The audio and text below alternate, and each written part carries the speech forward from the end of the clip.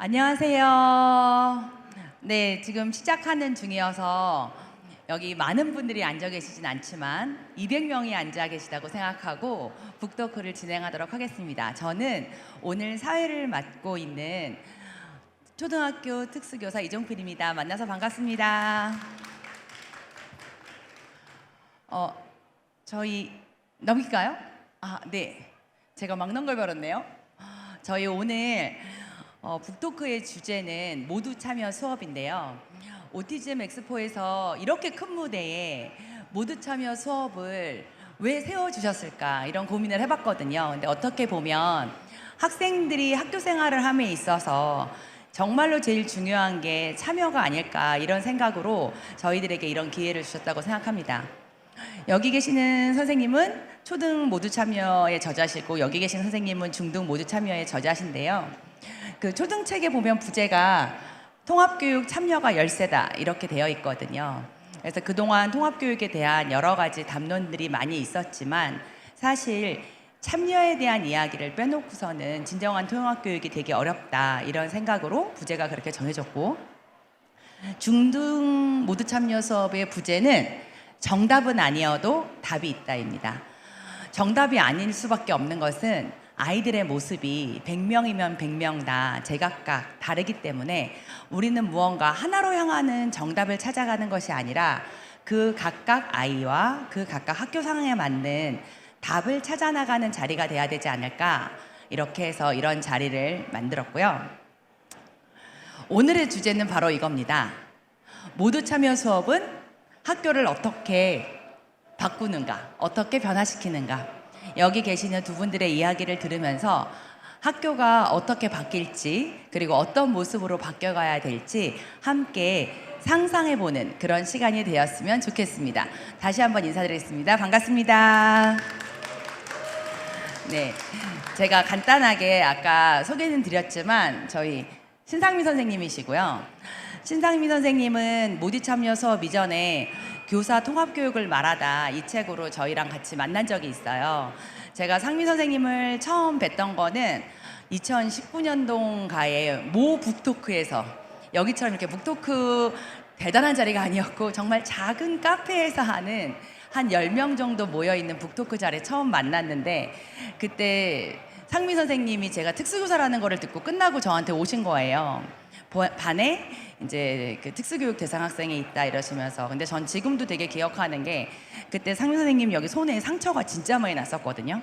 손등부터 여기까지 거의 빨간 상처들이 무슨 이렇게 일부러 사인펜으로 그어놓은 것처럼 양쪽 손에 그렇게 돼 있어서 그랬는데, 더 반전은 선생님이랑 저랑 끝나고 나서 불과 한 20분도 얘기를 나누지 않았는데 그 다음에 선생님이 학교에 가셔서 그 아이와 만나면서 선생님이 달라지고 아이들이 달라지는 모습을 보면서, 초등학교에 계시는 선생님들이 사실은 아주 조금만 알면 정말로 본인들의 방식으로 잘 풀어나가시는 거구나 이런 생각이 들어서, 특수교사들이 이야기하는 통합교육이 아니라 아이들을 통합학급에서 만나는 그 초등 담임 선생님들의 통합교육 이야기가 필요하다고 생각해서 처음 인연을 맺었고, 그 다음에 여러 가지 것들을 쓰면서 선생님이랑 다시 이 자리에 쓰게 됐어요.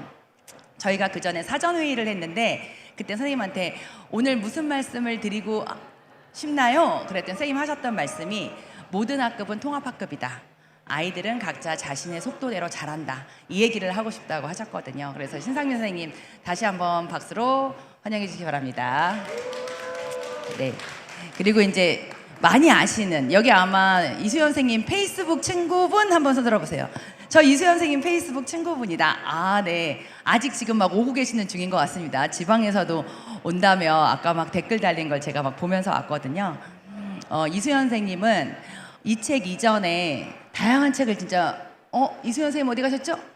네, 이수연 선생님 나왔습니다. 네, 이수연 선생님은 이 책 이전에 다양한 책들을 많이 쓰셨어요. 중학교 통합교육과 관련된 해보니까 되더라고요도 썼고, 또 자녀를 키우면서 느꼈던 여러 가지 것들, 그래서 누가 뭐래도 너는 소중한 존재, 그리고 돌봄과 작업에서 같이 공저를 하셨습니다.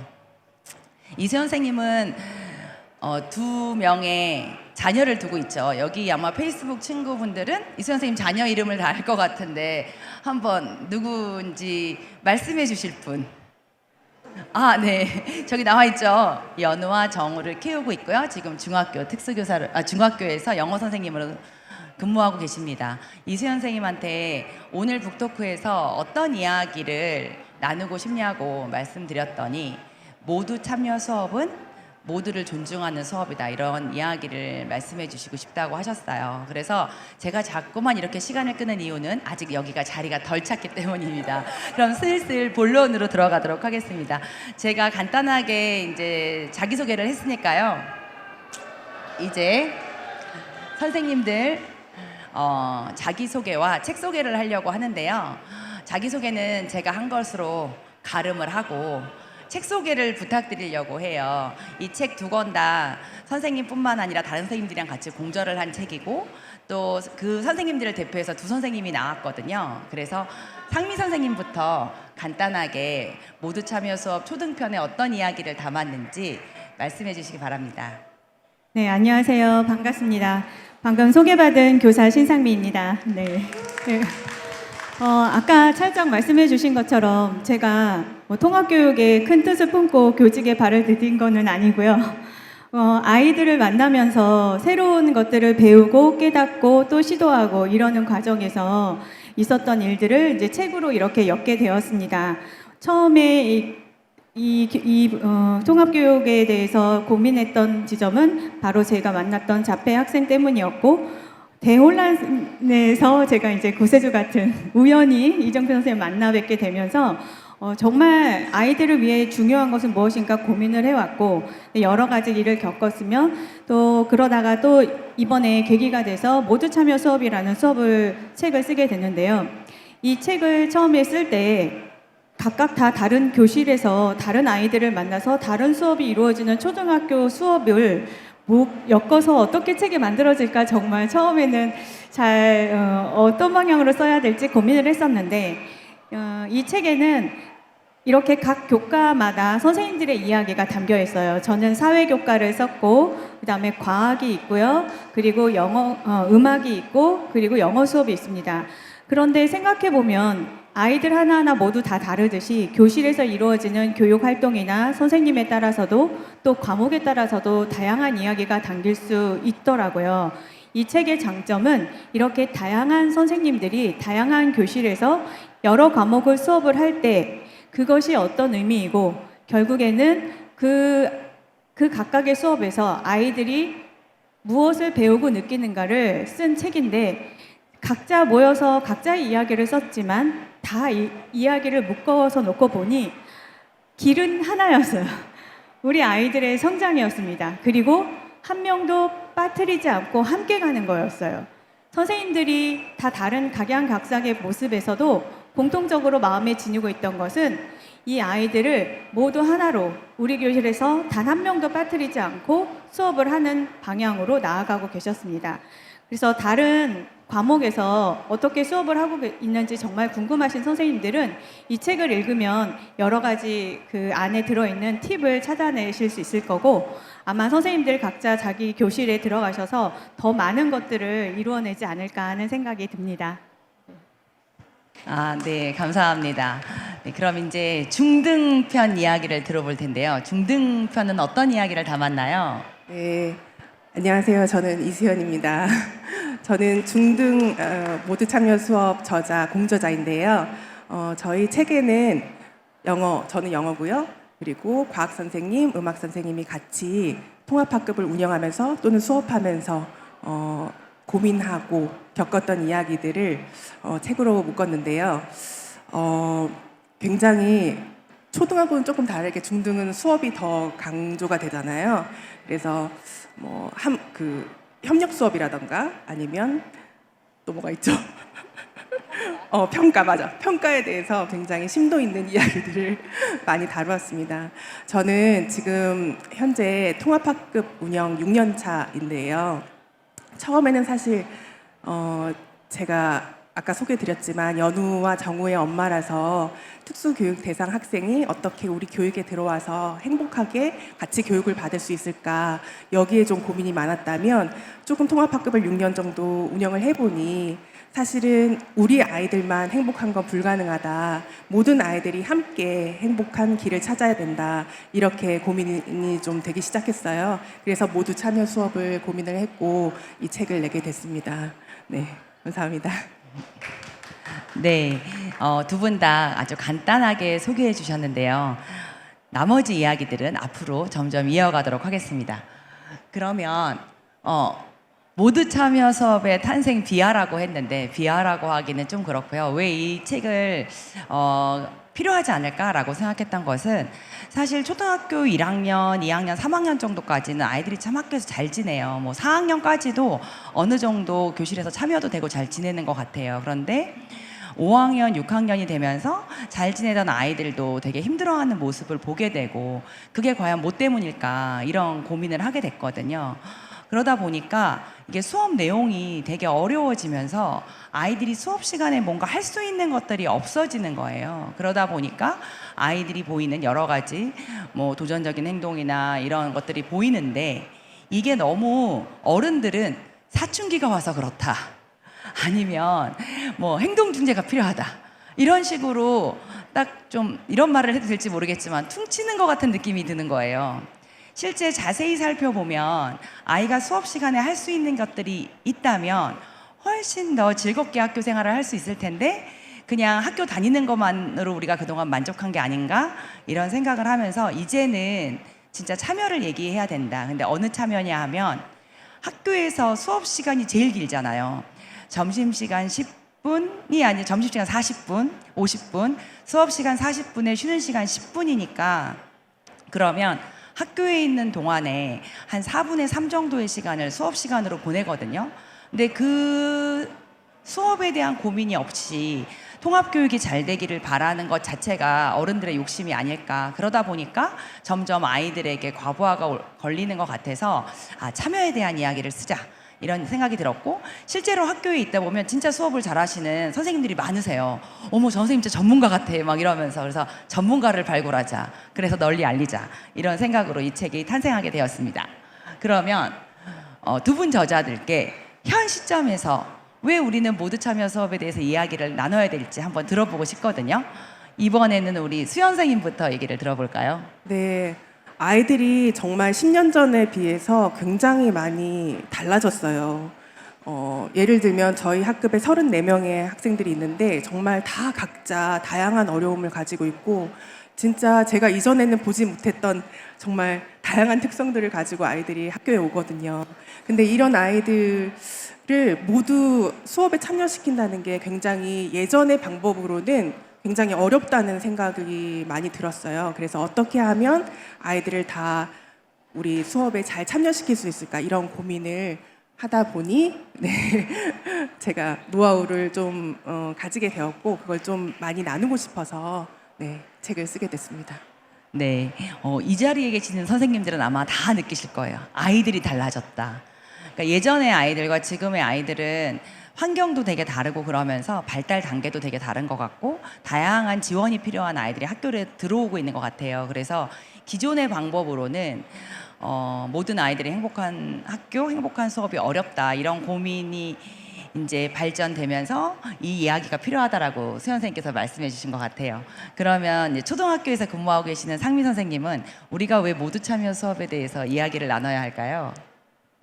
지금 말씀하신 것처럼 아이들의 모습이 굉장히 다양해지는 게 선생님들과 이제 일반 사회에서 느끼는 현상인데 가만히 보면 이 아이들이 이렇게 변화되고 있는데도 우리는 어떤 한 그룹으로 묶어서 아이들을 바라보는 경우가 많이 있었더라고요. 이런 아이, 뭐 이렇게 요 애들, 이런 학부모, 이런 교사.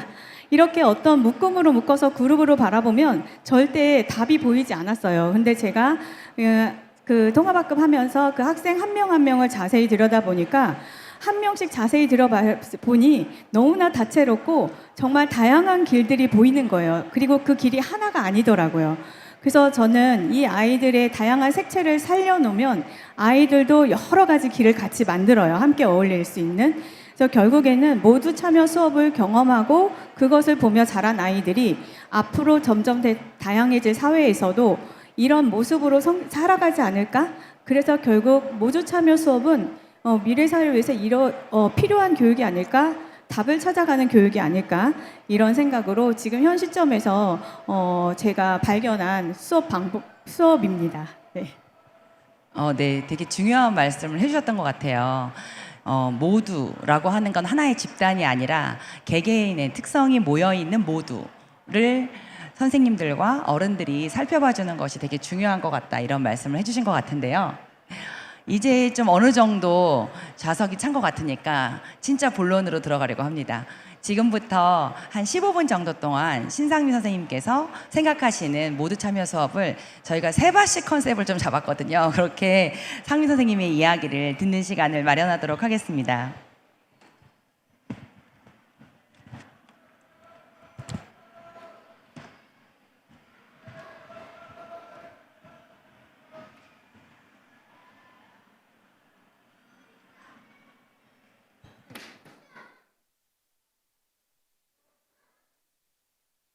네. 자, 우선 아이들이 배우기 위해 학교를 다니죠. 그렇죠?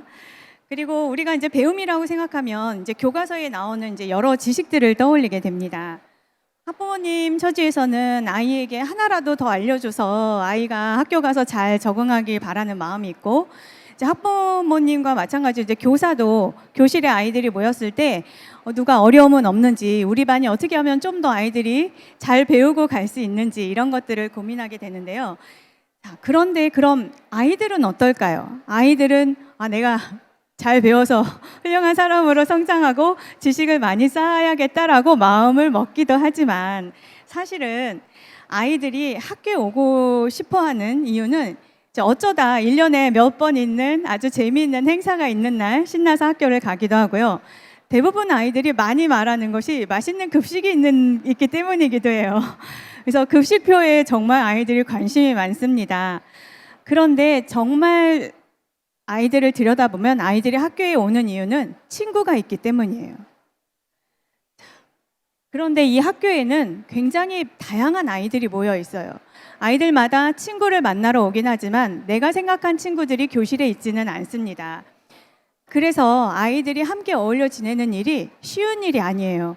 왜냐하면 내 마음에 맞지도 않는 아이랑 같이 활동해야 돼요. 같은 모듬에 있어야 되고요. 신나는 체육 시간인데 내가 정말 싫어하는 애랑 같이 짝을 이루어서 활동을 해내야 합니다. 자, 그런데 이 학교라는 것을 이렇게 지식을 배우는 곳에서 좀 더 확장하여 넓게 바라보면 관계성이 보여요. 근데 이 관계성을 놓고 세밀하게 보면 교실이 굉장히 다른 모습으로 펼쳐집니다. 자, 죄송합니다. 네. 그래서 우리가 장애 비장애라는 이름으로 통합학급이냐 일반학급이냐 이런 식으로 구별을 하고 있지만, 사실 교육이라는 것은 넓게 보면 서로 다른 아이들, 서로 다른 사람들이 모여서 함께 배우는 장이 바로 교실이라고 할 수 있습니다. 아이들의 입장에서 이것을 다시 말해보면 어떻게 하면 친구들하고 잘 지내느냐, 이 법을 배우러 오는 것이 학교이기도 합니다. 우선 서로 이렇게 잘 지내기 위해서는 다른 이에 대한 이해가 필요해요. 낯설다 생각하고 이해할 수 없으면 정말 같이 지내기가 힘들거든요. 근데 이 이해라는 것이 아이들만의 일일까요? 사실은 장애 학생이냐 비장애 학생이냐, 꼭 장애 학생만 비장애 학생만 서로를 이해해야 되나요? 그건 아니더라고요. 교사도 이해가 필요하고 그리고 학부모도 이해가 필요했습니다. 학교에서 아이들이 어떻게 변하고 성장을 하는지 제가 통합교실 한 가지 이야기를 들려드릴게요. 이제 보통 이렇게 장애 이해교육 이런 거 하게 되면 장애 학생이나 이런 사람들이 사회에서 어떻게 어울려 적응하고 지내야 되느냐, 이런 이야기에 이제 초점을 맞추기 쉬운데, 제가 들려드릴 사례는 그 학생이 아니라 그 학생과 같은 반이 있었던 다른 아이들 이야기예요. 그리고 제가 말씀드린 것은 단 하나의 사례이지만 아마 이 모습을 참고로 해서 앞으로 우리 아이들이 어떻게 나아가야 되는지 아마 한 번쯤 생각해 보실 수 있는 그런 계기가 됐으면 정말 좋겠습니다. 제가 맡았던 학급은 이제 아까 말씀드렸듯이 제가 통합교육에 뭐 관심을 가지고 뭔가를 배우고 다니던 상황이 아닌 상황에서 자폐 학생이 있던 학급을 맡게 되었어요. 굉장히 많은 일들이 있었고 우여곡절이 있었고 여러 가지 일들이 있었지만 우리 아이들과 함께 조금 특별한 친구와 한 교실에서 지내는 법을 서로 찾아갔습니다. 이렇게 여러 주변의 특수 선생님들의 도움도 받고 이러면서 찾아갔는데 처음에는 아이들도 저도 그 이해할 수 없는 학생의 행동에 굉장히 두려워도 하고 힘들어도 했지만 의사소통 방식이 다르다는 것을 우리가 알아갔고 그리고 친구가 자폐 친구였기 때문에 자리에서 많이 뛰었어요. 폴짝폴짝. 근데 왜 뛰는지 그게 감정 조절 중이라는 거를 알기 때문에 기다려줄 수도 있었고 그리고 친구의 어떤 언어적인 의사소통이 아니라 말과 표현 방식으로도 친구의 마음을 살피며 다양하게 대답을 해주는 방법을 찾아갔어요. 그리고 이 아이들만 이랬던 건 아니에요. 우리 교실에서 그 자폐 친구도 늘 소리를 지르고 화를 내거나 울었던 모습에서 반 친구들하고 같이 지내기 위해 무지 애를 썼어요. 그러니까 자리에 앉아 있는 연습을 힘들어도 1시간 내내 앉아 있어야 된다는 것을 계속했고 그리고 소리를 내고 싶어도 참았어요. 제가 이렇게 조용히 하자라고 하면 정말 조용히 하려고 애를 썼고요. 그리고 자기 활동이 다 끝나도 다른 친구들이 수업이 끝나야 이제 친구들하고 놀 수 있다는 것을 깨달아가면서 친구들의 활동을 기다려줬어요.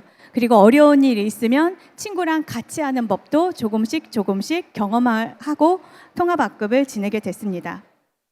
그렇게 잘 적응된 이 통합학급에 어느 날 한 학생이 전학을 왔어요. 전학을 오면 처음에는 아이들이 굉장히 긴장된 표정인데 그 긴장된 표정에는 잘 지내봐야겠다라는 강한 의지도 같이 담겨져 있어요. 근데 이 아이가 우리 교실에 와서 며칠을 보내고 나더니 이제 보통은 자폐 아이가 있으면 처음 봤을 때는 이렇게 쳐다봐요. 어른들도 마찬가지죠. 소리를 내거나 이러면 이렇게 쳐다보거나 놀라서 보는데 이 아이가 소리를 내는 걸 처음에는 며칠은 지켜보다가 그 다음부터는 화를 내기 시작했어요. 이 아이가 소리를 내면 똑같은 강도로 화를 냈어요. 그리고 왜 화를 내냐고 이렇게 얘기를 하면 왜 저 아이가 돌아다니고 소리를 지르고 교실에서 뛰는데 가만히 있냐는 거였어요. 그리고 선생님은 왜 저 아이를 혼내지 않느냐고 말을 하면서 화를 냈어요. 그럼 나도 소리를 내겠다 이러면서. 그러다가 얼마 뒤 이 학부모님에게 제가 민원 전화를 받았습니다. 이렇게요. 그 반에 좀 모자란 아이 있다면서요. 그런데 선생님이 아무것도 안 하신다면서요. 이렇게요. 그리고 네, 제가 너무 당황해서 그러기고 박수치고 소리 지르는 애가 있기는 있지만 그랬더니 그 아이 때문에 우리 애가 얼마나 스트레스 받는지 아세요? 라고 말을 하시는 거예요. 그러면서 마지막에 하시는 말씀이 어쨌든 얘기를 들어보니 반에 장애 학생이 있으면 학교에 전화를 하고 민원을 넣으면 학교에서 조치를 취한다 하더라. 그래서 내가 전화를 했다라고 말씀을 하셨어요. 굉장히 제가 고민도 많이 하고 이제 힘들었어요. 그래서 이제 그 학부모님께 가만히 있는 것이 아니라 통합학급이 무엇이고 통합학급 운영을 위해 제가 어떤 일을 해왔고 그리고 앞으로 이 1년 동안 제가 아이와 어떻게 지낼 것인지를 말씀을 드렸어요. 근데 저도 모르게 그동안 해왔던 여러 노력들과 변화가 있었기 때문에 이 어머니께 아주 확신에 차서 이렇게 말했어요. 이 아이가 통합학급에서 굉장히 많은 것을 보고 배울 것입니다. 1년 동안 잘 지켜봐 주세요. 라고 말씀을 드리고 전화를 끊고 가슴이 콩닥콩닥했어요. 너무 떨려서. 그런데 그때는 정말 그런 확신이 들었어요. 통합학급에서는 아이들이 생각한 것보다 훨씬 많은 것을 배울 수 있다. 이 아이는 한 학기 내내 아이들하고 많이 다투고 자폐 아이에게도 함부로 말했어요. 가정 환경이 갑자기 바뀌어서 이제 전학을 왔는데요. 낯선 도시, 낯선 환경이잖아요. 친한 친구도 하나도 없고. 그래서 이 아이 역시 긴장감과 스트레스가 굉장히 높은 상태였어요. 그리고 매번 자폐 친구를 향해 막 소리를 지르면서 급기야 교실에서는 뭐 이상한 선생님, 이상한 애들이야, 뭐 이런 이상한 학교가 다 있어? 이러면서 교실을 뛰쳐나가기도 했었어요. 그리고 저한테는 저렇게 떠드는 소리를 내는 아이 하나 조용히 시키지 못하는 무능한 선생님이라는 말도 했습니다. 뭐 그 아이의 그런 직접적인 어떤 말에 제가 굉장히 이제 놀라긴 했지만 한편으로는 결국 우리 사회에서 어른들이 장애나 소수자들을 바라보는 그런 시각이랑 똑같았어요. 그래서 제가 생각한 건 제가 맡았던, 그러니까 이 통합학급을 경험한 아이들은 이런 말과 행동을 적어도 부끄럽게는 여겨야 되지 않을까, 이런 생각을 들었고, 우리 반에서 함께 공부한 애들이 밖에 나가서 어른이 돼서는 이런 마음을 갖지 않은 것으로 통합학급을 운영을 해야겠다, 이런 결심을 하게 됐습니다. 이 수업 시간에 이런 아이는 이제 수업 시간에 이 자폐 학생이 학습을 안 하는 게 아니라 이 아이가 아무것도 안 하는 거예요. 공부도 하지, 쟤도 안 하는데 왜 내가 해야 되냐, 뭘 써라 그러면 쟤도 안 쓰는데 제가 왜 써야 돼요? 이렇게 말하기 시작을 하고 아무것도 하지 않았어요. 그리고 계속 수업 중간에 어떤 연필을 교실 책상 위를 막 두드린다든가 이런 소리를 냈어요. 그래서 아이들이 뭐라고 했어요. 너 조용히 좀 해라, 왜 이렇게 소리를 내냐 그랬더니 쟤한테는 아무 말도 안 하면서 왜 나한테만 그래? 라고 하면서 화를 냈고요. 그랬더니 우리 반 아이들이 이렇게 말했어요. 저 자폐 친구는 자기 감정 조절하고 하느라고 박수를 치고 바닥을 두드리는 거야. 그런데 너는 그게 아니잖아. 그러니까 같은 소리를 내도 다른 거야. 라고 얘기를 하더라고요. 그래서 어느 날인가도 수업 중에 뭔가 마음이 너무 이제 상해 있는 상태에서 누가 나와서 이제 문제를 풀어야 되는데 이 아이가 뽑혀서 나와서 문제를 풀게 됐어요. 당연히 문제를 못 풀겠죠. 수업을 듣지 않았으니까. 그래서 제가 이제 오늘은 무슨 일이 있어도 남겨야겠다, 쟤를 남겨서 공부를 시켜야겠다라고 생각을 하고 있는데 반 아이들이 웅성웅성 되면서 애들한테 하나 둘씩 힌트를 주기 시작하는 거예요. 야, 가로를 먼저 계산해, 막 이러더니 걔 가로를 계산해요. 그게 아니고 이거 통분 먼저 해야지, 막 애들이 이렇게 알려주는 거예요. 그래서 이 아이들이 말해주는 대로 아이가 문제를 풀다 보니까 결국에는 나중에는 그 문제가 이제 풀리게 된 거예요. 그랬더니 아이들이 모두 그 아이가 정답을 말하자 박수를 치면서 환호를 질러줬어요. 저는 저 역시 저 아이를 남겨서 이제 오늘은 좀 혼내야겠다라고 생각하고 있었는데 이 아이들의 도움을 받아서 문제를 푸는 장면에 깜짝 놀라서 아이에게 다가갔고 이 학생 역시 친구들의 응원과 지지를 받으면서 문제를 풀어낸 그 장면에 너무 당황해한 거예요. 왜냐하면 모든 아이들이 다 자기를 싫어한다고 생각을 하고 있었거든요. 저도 모르게 자리에서 일어나서 그 아이에게 다가가 제가 이렇게 말했어요. 너는 정말 멋진 반에 전학을 왔다. 그 이후로 아이의 마음이 조금씩 우리 반 안으로 들어오기 시작했어요. 그리고 저한테는 이렇게 말했어요. 반 애들이 선생님 좋다고 하니까 우선 선생님 하라는 대로 해볼게요. 라고 말하면서 이제 모르면 들고 나오기 시작을 한 거예요. 전에는 모르면 자기 모른다고 얘기 안 했어요. 안다고 했거든요. 그리고 저는 열심히 질문을 하면 그 친구를 엄청 칭찬을 해줬어요. 서서히 반 아이들과 어울렸고 아이의 표정과 태도가 바뀌기 시작을 했습니다. 그리고 이 자폐 친구와도 처음에는 화를 냈지만 자, 누가 이 친구랑 같이 갈 사람? 그럼 선생님 제가 갈게요 라고 자기가 손을 들기도 하고 어색한 행동과 몸짓으로 이렇게 친구를 슬쩍 도와주는 모습을 보였어요.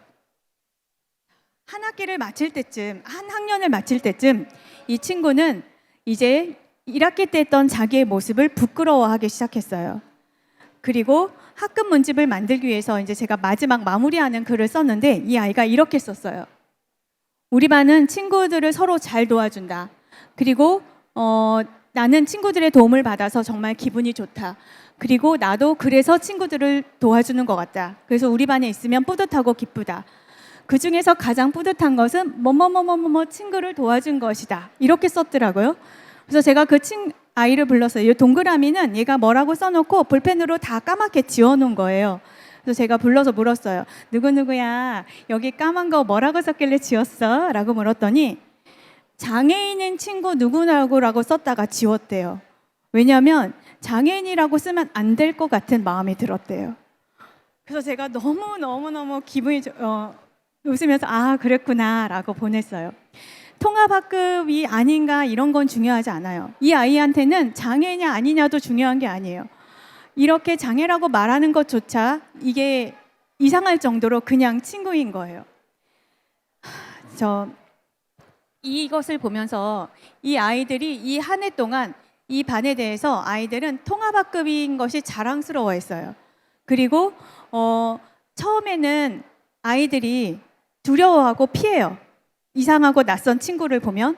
그 다음에는 아이들의 특성이 있죠. 열심히 도와줘요. 그냥 거의 도움을 필요하지 않은 상황에도 막 열심히 도와줘요. 그러다가 나중에는 그냥 친구가 돼요. 뭐 이렇게 따로 구별할 수도 없어요. 뭐 무슨 장애냐 이런 것도 필요 없고. 그때 제가 이 통합학급의 길을 보게 돼요. 아이들하고 봤을 때. 제가 해마다 아이들하고 보는 영화가 있는데요. 나는 볼이라는 영화예요.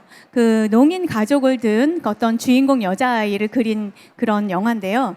이 영화의 이제 중간 장면에 보면 그 귀가 들리지 않은 동생이 인공아웃 수술을 하게 되는 이제 상황에 놓여요.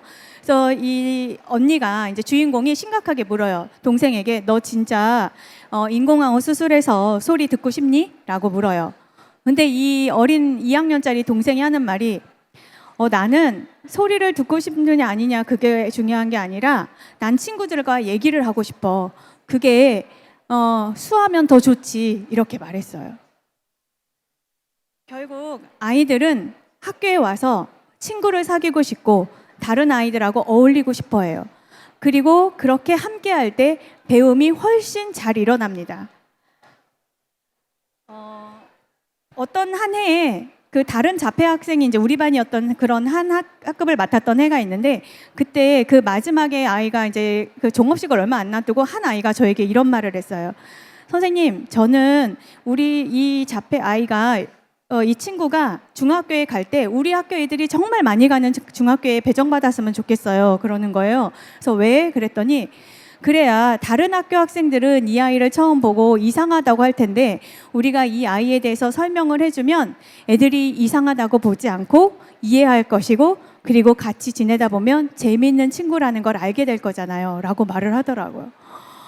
저는 이 통합학급 1년을 지내면서 그 아이의 말을 들으면서 너무 감동을 받아서 아이들은 이렇게 생각을 하고 있구나 깨달은 바가 굉장히 컸어요. 우리 요즘에 뭐 미래 사회, 4차 산업, 뭐 인공지능이 뭐 꿈꾸는 미래 사회를 많이 얘기하잖아요. 근데 제가 생각하는 미래 사회는 이 아이들이 자라서 어른이 된 사회를 그려봅니다. 그럼 정말 필요한 것은 학교에서 이 아이들이 함께 어울려 배우고 성장하는 그런 교육의 장으로 교실을 만들어 가야 하지 않을까 이런 생각을 하게 되었습니다. 저의 이야기 여기까지입니다. 감사합니다.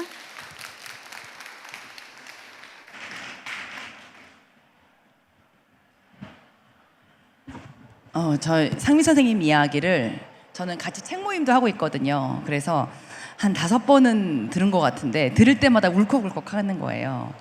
다른 게 아니라 아이들이 제일 처음에 친구에게 우리 반에 대해서 소개해줘. 그랬을 때 그 반 아이들이 제일 처음 했던 말이 너는 우리 반에 전학을 왔는데 우리 반은 통합학급이야. 이렇게 얘기했대요. 그래서 물어봤더니 선생님 통합학급이어서 너무 좋잖아요. 이러면서 아이들이 통합학급이어서 좋았던 이야기들을 막 얘기하면서 그 친구한테도 얘기해줬다는 얘기를 들었었거든요. 그래서 상미 선생님 말씀처럼 뭔가 통합교육은 그 특수교육 대상 학생 당사자에게도 되게 좋은 교육 환경이지만 그 주변에 있는 사람들이 변화되는 아주 자연스러운 환경인 것 같습니다.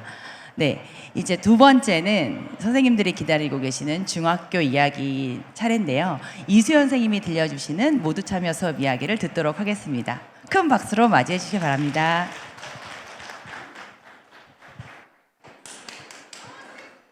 안녕하세요. 이수연입니다. 반갑습니다. 네, 저는 푸른솔 중학교 교사이고요. 네, 제가 점심시간마다 아이들이랑 상담을 합니다.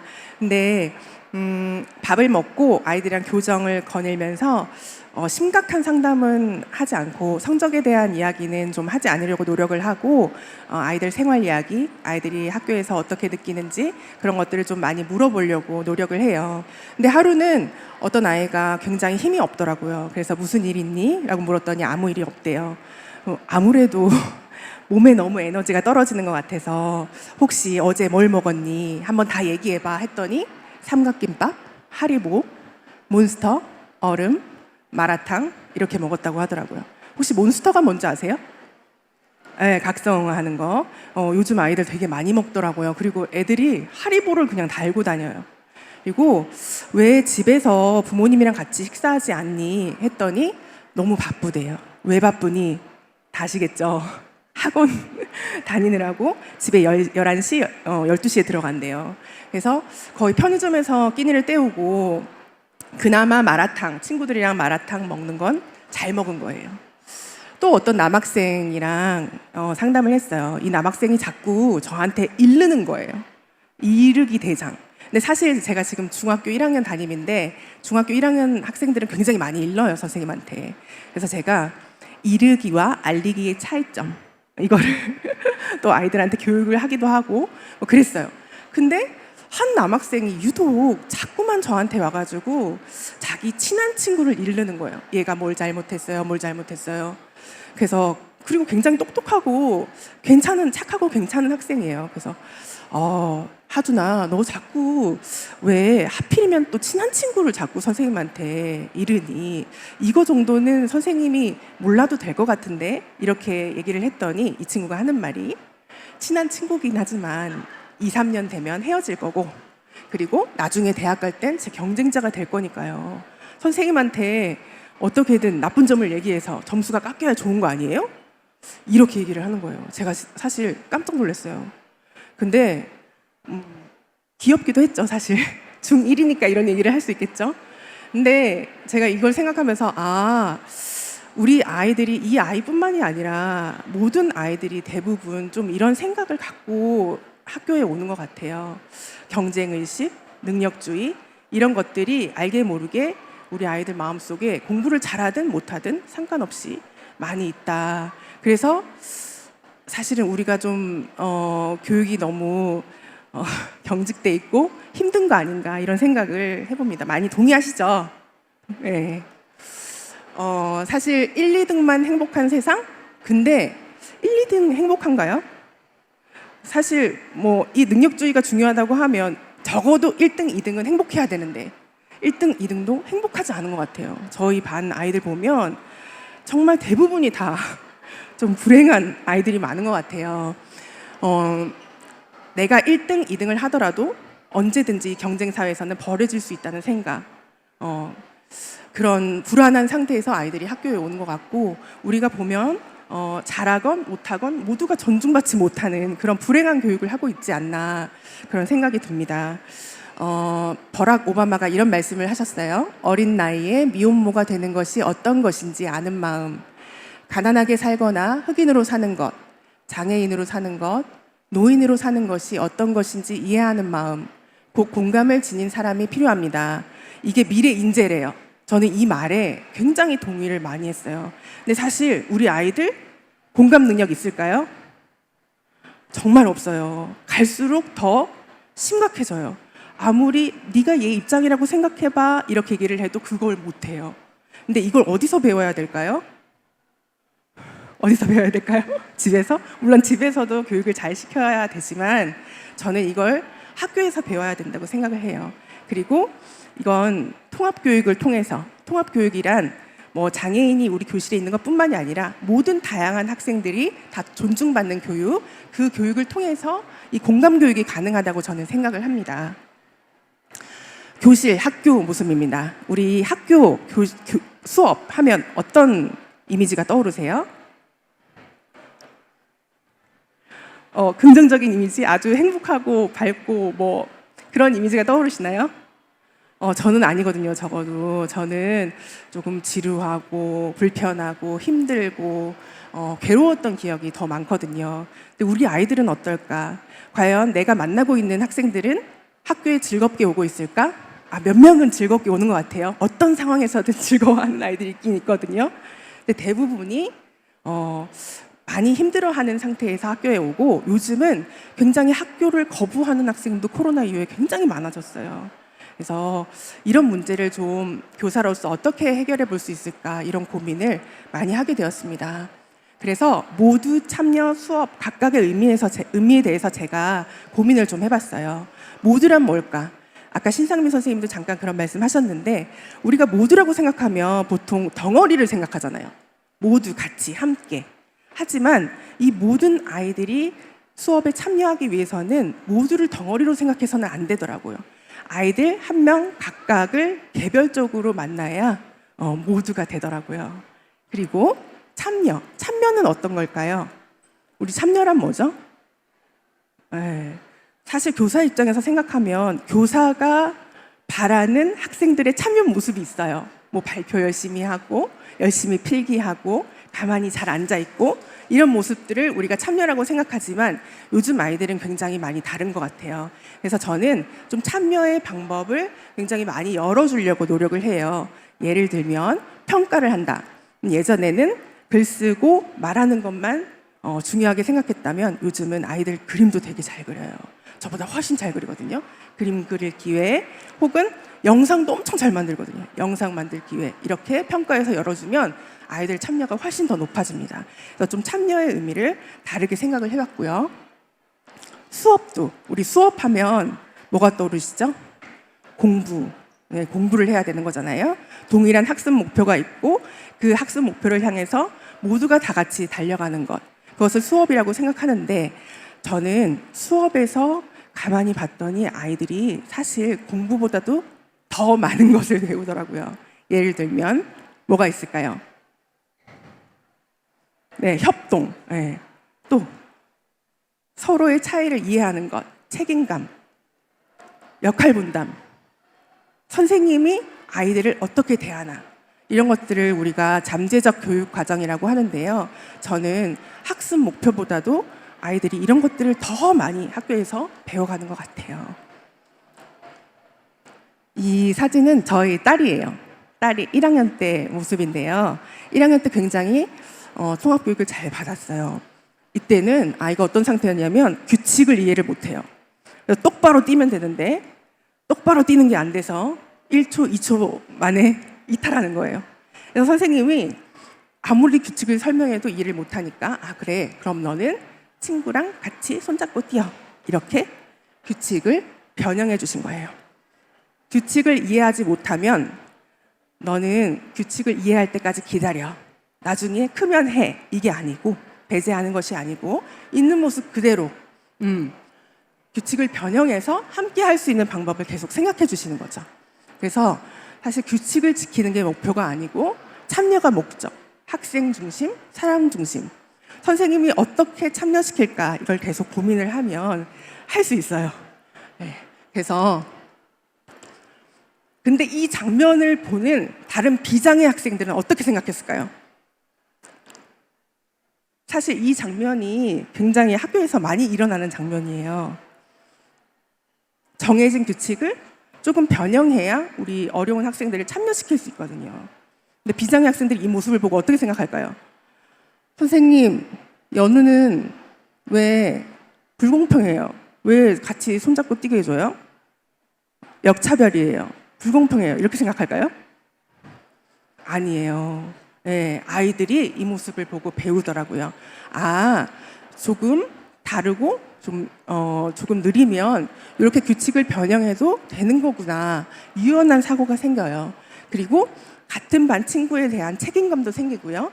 그리고 있는 모습 그대로 존중하는 모습도 배우게 되고, 그리고 다 같이 한 반이다, 소속감도 느끼게 됩니다. 그래서 저는 수업 참여에 대해서 조금 더 얘기를 해보고 싶은데요. 수업 참여 이전의 참여가 굉장히 중요합니다. 아이들은 역할 부여가 되게 중요한 것 같아요. 제가 책에도 썼지만 굉장히 우울증이 심해가지고 학교에 오기를 싫어하는 학생이 있었거든요. 근데 굉장히 제가 고민이 많았어요. 죽고 싶다고 하더라고요. 근데 제가 고민을 하다가 어느 날 택배 반에 택배가 오면 택배를 갖다 주는 그런 역할을 부여시켰어요. 그랬더니 우리 반 택배맨으로 불리기 시작했거든요. 근데 이 역할 부여 하나가 별거 아닌 것 같잖아요. 굉장히 사실 큰 게 아니거든요. 근데 얘가 이 역할 하나로 인해서 살아나더라고요. 점점. 그리고 아이들이 점점 같이 하고 싶어 하고 함으로써 같이 참여하고 소속감이 늘어나고 존재감이 있고 연결하고 소통하고 존중하는 그런 학급이 되어갑니다. 그래서 이 친구가 우울증이 있지만 한 학기가 지나니까 점점점 살아나서 삶의 의미를 찾고 학교에 작년에 잘 나왔던 기억이 있습니다. 그리고 수업 참여도 중요하겠죠. 사실 모든 아이들이 다 당연히 수준이 많이 달라요. 그래서 저는 난이도가 조절된 학습지를 이용합니다. 쉬운 학습지를 주기도 하고 조금 잘하는 학생들한테는 조금 더 도전적인 과제를 주기도 하고요. 그리고 모든 활동을 많이 시켜요. 중학생들은 수업 시간에 많이 자요. 근데 모든 학습을 시키면 애들이 일어나요. 쪽팔리니까. 그리고 발표, 그리고 되도 안 한 그런 제가 유머도 많이 하려고 노력을 하고요. 그리고 필기, 퀴즈, 간식, 그림, 여러 가지 재료들을 이용해서 학생들을 수업에 참여시킵니다. 그래서 중요한 것은 한 수업에서 그냥 획일적인 수업을 하는 것이 아니라 효율적 개별화 수업이 이루어져야 된다. 한 교실에서 다양한 활동이 허용될 수 있도록 해야 한다. 사실 참여의 힘은 생각보다 굉장히 놀랍습니다. 참여를 시키려면 아이들을 있는 그대로 바라봐야 되고 사실 있는 그대로 바라보면 장점을 봐야지만 참여를 시킬 수가 있어요. 그래서 이렇게 장점을 봐주는 노력을 교사가 계속하면요. 아이들 안에 믿음이 생깁니다. 나도 버려지지 않을 거야. 나도 선생님이 긍정적인 눈으로 바라보고 있어. 그리고 반에서 약한 존재가 존중받는 모습을 보잖아요. 그러면 또 자기가 존중받는 그런 느낌들도 아이들이 찾아가요. 그리고 교실에는 어떻게 되겠어요? 이런 교실은 여유가 있겠죠. 경직되지 않고. 그래서 사실은 인간은 저는 그렇게 생각해요. 나 자신을 찾을 수 있을 때 가장 행복하고 살아가는 의미가 있는 거잖아요. 저도 사실 연우 정우의 엄마지만 장애인의 부모로만 살아가던 시절이 한 5년 정도 있었어요. 그때가 제 인생에서 가장 불행한 시기였던 것 같아요. 근데 아이들도 학교에 오면 자기 자신을 펼치고 싶어 해요. 근데 그 펼치는 분위기는 생각보다 사실 만들기가 어려워요. 근데 이런 선생님이 각자를 존중해주고 이끌어주는 그런 분위기 속에서는 여유가 생기고 아이들이 잠재 가능성을 실현할 수 있는 그런 분위기가 형성된다, 이렇게 말씀드리고 싶습니다. 그래서 저는 모두 참여 수업으로 공감력을 키울 수가 있다고 생각을 해요. 우리 사회에 필요한 인재는 공감력이 뛰어난 사람이라 이렇게 저는 확신합니다. 그래서 모두 참여 수업이 학교를 변화시키고 좀 더 살기 좋은 세상을 만들어 줄 것이라고 믿습니다. 네, 제가 준비한 얘기는 여기까지입니다. 감사합니다.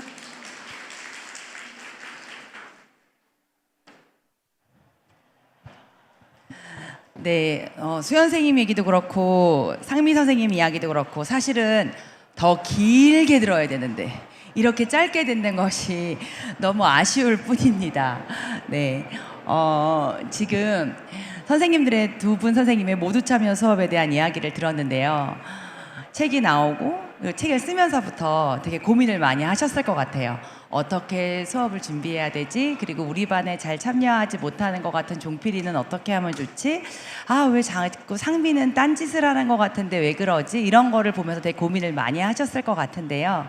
이제 그러면서 그 고민이 계속 이어져 왔잖아요. 그래서 선생님이 모두 참여 수업을 실제로 교실에서 아이들과 함께 고민하면서 선생님한테는 어떤 변화가 있는지 이게 되게 궁금해졌거든요. 네, 상미 선생님부터 좀 말씀해 주시겠어요? 네, 어떻게 보면 그 교사의 변화가 제일 컸던 것 같아요. 저는 그 전에는 좀 어렵고 우리가 흔히 말하는 어렵고 힘든 그런 학생이 우리 반이면 굉장히 위축이 됐었던 것 같아요. 그런데 지금은 그 어떤 아이들이 와도 저한테는 똑같이 그냥 모두 우리 반 아이처럼 느껴지고, 그리고 아이들을 한 명씩 세세히 바라다 보면 결국에는 길이 보이고 답이 보였는데요. 이 과정에서 제가 또 가장 큰 힘을 얻는 것은 아이들이었어요. 함께 교실에 있는 아이들. 그래서 아이들이 가끔은 어떤 이렇게 극적인 변화를 보여줄 때가 있어요. 근데 그때 아이들은 선생님이 이 학생을 바뀌었다고 생각을 하지만, 제가 아이들한테 항상 하는 얘기는 거예요. 이렇게 바뀐 건 네 친구들이 너를 응원해주고 지지해줬고, 선생님이 혼자 한 게 아니라 우리가 같이 한 거야. 너네가 기다려줬고 이 친구들을 믿어줬고 같이 활동을 해줬었잖아. 이렇게 얘기를 하거든요. 그래서 어느 해인가는 애들이 이제 선생님인 저한테 롤링페이퍼를 써서 줬는데 거기에다 이렇게 썼었어요. 이 말썽꾸러기 아이들을 선생님이 포기하지 않고 끝까지 가주셔서 감사합니다라고 썼더라고요. 제가 정말 깜짝 놀랐는데, 결국에는 제가 크게 변한 건 아이들을 바라보는 시각이에요. 그 아이들을 힘든 아이, 어려운 아이 이게 아니라 그냥 한 명 한 명의 아이고 우리는 함께 간다. 그리고 그 방법을 나 혼자 찾는 게 아니라 우리 같이 찾자. 아이들하고 같이. 이렇게 아이들하고 지내는 저의 생각이 가장 모두 참여 수업을 하면서 큰 변화였던 것 같습니다. 네, 선생님 말씀을 듣고 보니까 교사로서 학생에 대한 어떤 믿음감이 생긴 것 같아요. 아이들 지금 보여주지 않지만 언젠가는 아이들은 자신만의 속도대로 변화를 하면서 자신의 색깔을 찾아갈 것이다. 그게 누가 됐던지 간에. 그래서 어떻게 보면 교사로서의 유능감이라고 해야 될까요? 그냥 올해도 한번 잘해보자. 얘네들이랑 잘해보자. 얘네들이 나의 든든한 지원군이 될 거야. 이렇게 바뀌신 것 같네요. 그러면 우리 수연 선생님은 실제로 교실에서 모두 참여 수업을 고민하면서 선생님한테는 어떤 변화가 있었을까요? 저는 교사로서 굉장히 행복한 것 같아요. 아이들이 하나하나 변화되는 모습을 보면 정말 교사로서 효능감, 유능감, 행복감 이런 것들을 느끼면서 학교 생활을 굉장히 행복하게 하고 있고, 특히 아이들이 장애가 있는 아이들뿐만이 아니라 비장애 아이들이 변화되는 모습을 보면서 이 아이들이 커서 만들어갈 사회는 지금하고는 좀 다르겠구나. 우리 연우 정우가 살아갈 세상은 지금보다는 조금 더 밝고 긍정적이겠구나. 이런 생각들을 하면서 행복하게 교사 생활하고 있습니다. 네, 수연 선생님이 학교에서 행복한 것은 저희가 페이스북 글을 통해서 많이 보고 있죠. 아이들이랑 함께 있을 때 진짜 아이들은 뭔가 커다란 것에 행복하는 것이 아니라 선생님이 잠깐 건네는 농담 하나, 장난 하나, 그리고 나한테 보여주는 관심, 이런 것들이 아이들을 행복하게 하는 것 같고, 교사도 또한 아주 커다란 무언가에 의해서 행복을 느끼는 게 아니라 나를 보고 웃는 아이들의 모습, 어제보다 조금 더 다양한 표현을 하고 있는 아이들을 보면서 저희들은 행복감을 찾는 것 같습니다. 네, 그러면 이제 그 다음인데요. 사실 두 분 선생님이 되게 열심히 교실에서 모두 참여 수업을 하려고 노력하고 있는데, 그럼에도 불구하고 이런 지원이 있으면 정말 좋겠다. 이런 것들이 어떤 게 있는지 되게 궁금해요. 여기에는 그런 분은 안 계시지만 나중에 저희들의 유튜브를 정책하시는 분들이 볼 수 있기 때문에 이 두 분들에게 그 얘기를 여쭤보고 싶었습니다. 이번엔 수연 선생님부터 한번 이야기를 들어볼까요? 저는 인력 지원이 정말 절실하다고 생각합니다. 저 혼자서 30명이 넘는 학생들을 이렇게 다양한 방법으로 지도하는 게 굉장히 힘에 부쳤는데, 제가 작년부터는 협력 수업을 하고 있거든요. 근데 정말 생각보다 훨씬 더 풍성하고 좋은 수업이 됐어요. 이전에도 열심히 했지만 이제 더 질적으로 더 나은 수업을, 협력 수업을 함으로써 가능하게 됐던 것 같고, 또 한 반에 인원이 적은 학교도 있겠지만 저희 학교 같은 경우는 한 반에 34명이거든요. 이런 학교가 좀 있는 걸로 알아요. 그래서 그 학급당 학생 수가 좀 많이 줄어야 되지 않을까 그렇게 생각을 합니다. 네, 사실 인력 지원, 아이들 옆에 어른 사람이 함께 할 수 있는 사람이 있다는 건 진짜 큰 힘이 되는 것 같아요. 뭐 작년이나 이럴 때 되게 다양한 문제들이 나오면서 선생님들도 상처를 많이 받고 아이들도 상처를 많이 받고 부모님들도 상처를 많이 받았지만 사실은 그 상처는 서로가 서로에게 주는 것이 아니라 결국은 그 당시에 그 아이 옆에 그 아이와 다른 아이들을 보호해 줄 수 있는 아니면 함께 참여를 도와줄 수 있는 어른이 없었기 때문에 벌어진 일인 것 같거든요, 대부분. 그래서 선생님 책에도 보시면 협력 수업을 하면서 아이들이 자기 속도에 맞는 느린 아이들은 느린 아이들대로 빠른 아이들은 빠른 아이들대로 수업에 즐겁게 참여하는 모습을 볼 수 있었습니다. 그래서 저도 앞으로 정책을 할 때 찔끔찔끔 하는 것처럼 하지 마시고 아이들 곁에 사람을 주면서 아이들도 든든하고 교사도 든든하고 부모님들도 든든한 그런 지원이 이루어지기를 바랍니다. 네, 박수 나왔습니다. 네. 네. 그럼 이제 상미 선생님이 생각하는 지원은 어떤 게 있을까요? 지금 여러 가지 제도적으로 정책적으로 지원이 많이 필요한 시기인 거는 맞고, 그래도 예전에 비해서는 이러한 이야기들이 많이 나오고 있는 것은 참 좋은 일이라고 생각을 해요. 근데 학교에서 지내다 보면 이런 제도나 지원도 당연히 필요한데요. 어떤 것은 이 학교에는 맞는데 어떤 거는 이 학교에 맞지 않는 경우도 많이 있어요. 그래서 제가 요즘 생각하는 가장 공통적인 그 지원은 심리적인 지원이에요. 어떤 새로운 것들을 시도를 해야 좋은 방향과 정책을 찾아갈 수 있잖아요. 근데 그거를 시도를 하려면 든든한 심리적 지원이 있어야 되더라고요. 제가 이렇게 통합학급을 운영할 수 있었던 거는 같은 학교는 아니지만 이런 특수 선생님, 조비 선생님 같은 이런 분들 저에게 도움을 많이 주셨고 힘이 되셨던 분들 때문인데 이런 심리적 지원이 없으면 새로운 것을 뭔가 해보기가 너무 어려워요. 민원에 맡기고 위에 이제 관리자들한테 맡기고 이러면 뭔가를 해보려다가 그냥 접어요. 열심히 하다가도 어디서 전화를 하나 딱 받으면 그럼 내가 내일부터 이걸 왜 해야 되지? 그냥 안 해야겠다. 이런 생각을 하게 되거든요. 그래서 결국에는 학부모님, 교사, 그리고 이제 정책을 하시는 분들, 관리자들, 모든 사람들이 한 방향으로 우리는 함께 간다. 이 통합이 모두 함께가, 모두 참여가 교실에서만 있어야 될까요? 저는 교육 전체의 장에는 모두 함께가 꼭 필요한 것 같아요. 이런 든든한 심리적 지원이 있으면 새로운 것들을 계속 하게 돼요. 그럼 그것이 좋았을 때 어떤 제도나 정책으로 자리 잡을 수 있지 않을까 하는 생각이 많이 듭니다. 네, 선생님 되게 중요한 말씀 해주신 것 같아요. 그러니까 아이들도 참여하지 못하고 혼자 있다고 느낄 때 학교 가기 싫고 그런 것처럼 교사들도 나 혼자라고 느낄 때 학교 가기 싫겠지요. 그죠? 그래서 아이들만 모두 참여 수업이 필요한 게 아니라 교사들도 함께 우리 아이들, 우리 학교에 모두 함께 한다. 이런 마음, 그를 통해서 심리적으로 좀 든든한 것들이 이루어졌으면 좋겠다. 이렇게 말씀해 주셨어요. 이제 시간이 거의 다 되어가는 것 같아요. 그래도 이 말씀은 드려야 될 것 같아요. 왜냐하면 이 두 분은 뭔가 어려움 없이 다 아는 전지전능한 이런 능력을 지닌 사람으로 사람들이 오해하면 안 되잖아요. 제가 보기엔 그 누구보다도 되게 힘들었을 것 같고 어려움이 많았을 것 같은데 선생님은 그런 어려움이 있을 때 어떻게 해결하세요, 상미 선생님?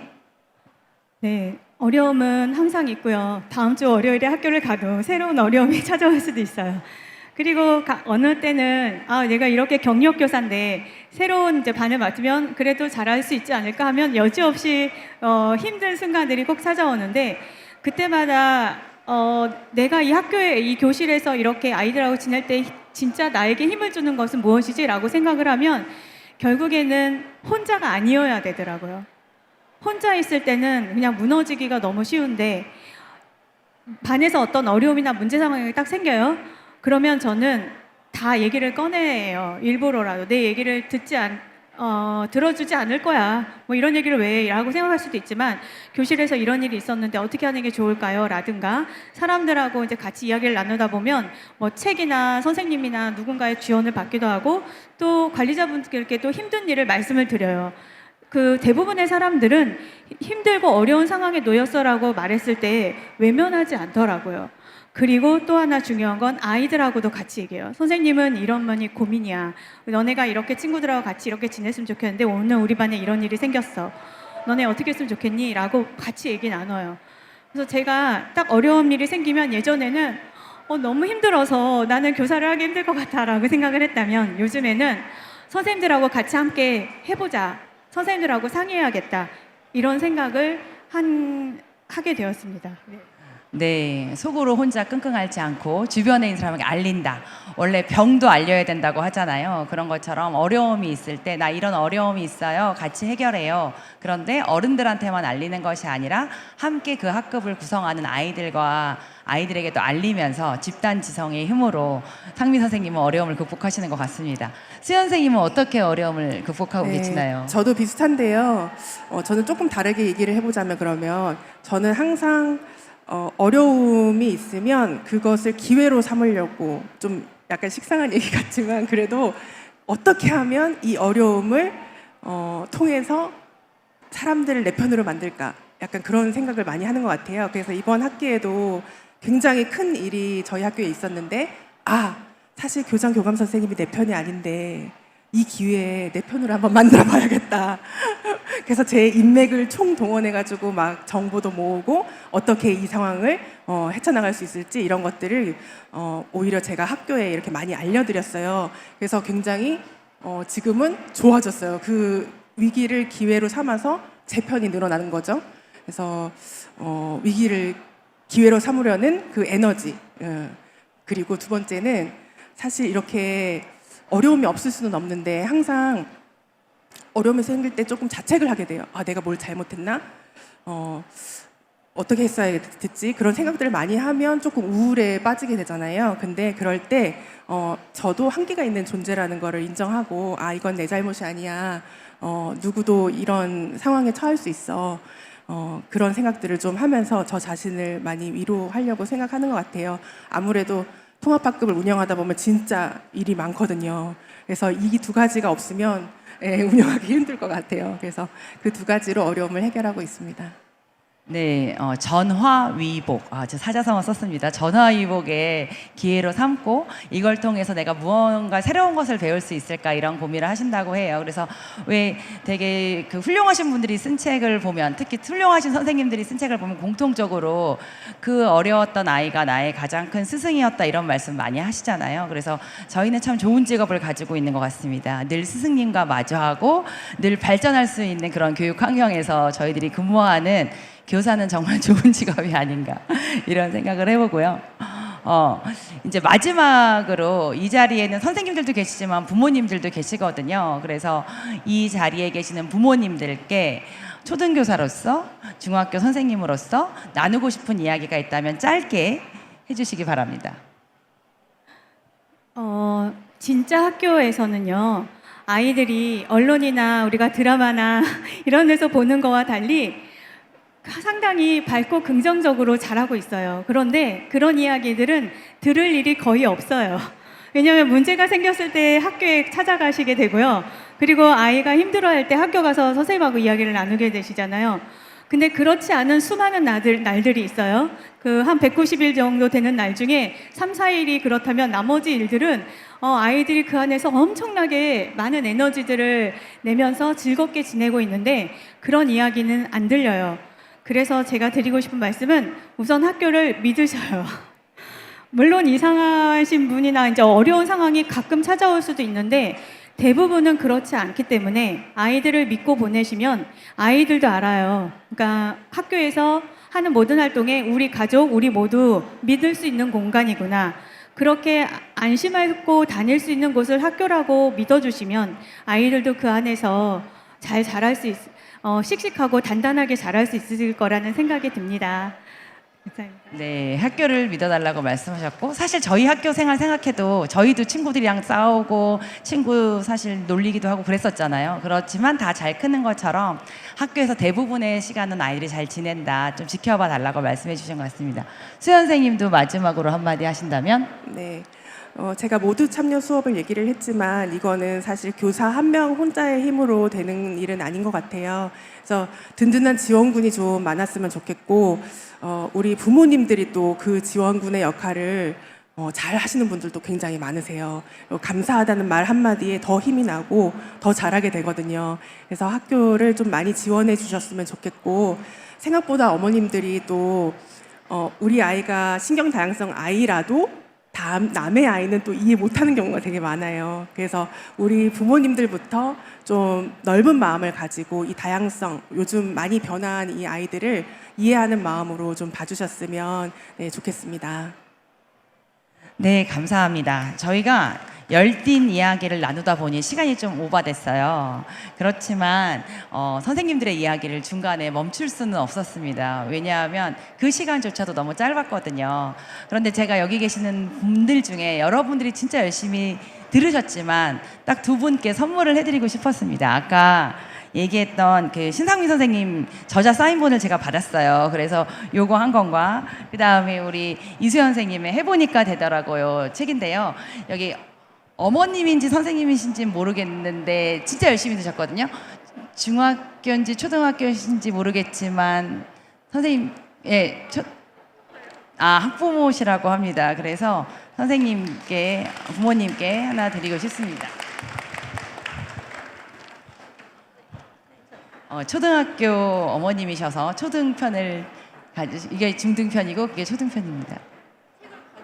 네네. 그러면 이제 이게 중등편이거든요. 혹시 여기 계신 분 중에서 내가 중등편인데 꼭 필요하다 하시는 분 있으면 드리도록 하겠습니다. 네.